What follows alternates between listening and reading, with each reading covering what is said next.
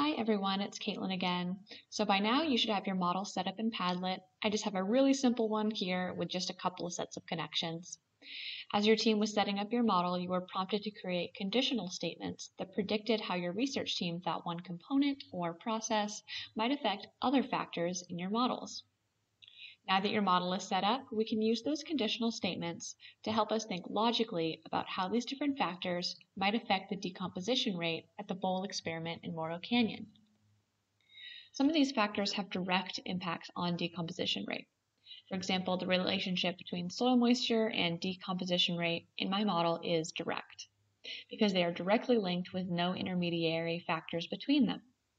That means that if I want to look at how a change in the soil moisture might impact the decomposition rate, I only need to look at one set of conditional statements. But what if there are indirect relationships that affect decomposition rates?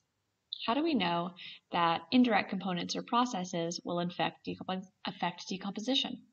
So let's take water saver plants just as an example. So in my model here, it is 2 steps away from the decomposition rate, so there isn't a direct relationship.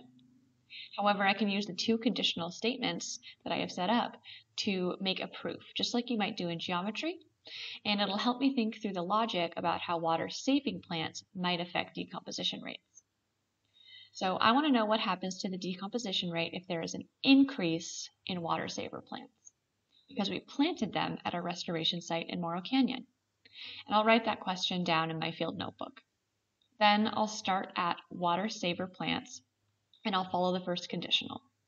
If water saver plants increase, then soil moisture increases. All right, now that's bringing me closer to decomposition.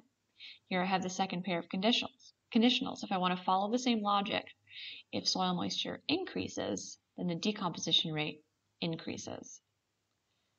Therefore, I can conclude my proof by saying that if water saver plants increase, the decomposition rate will increase.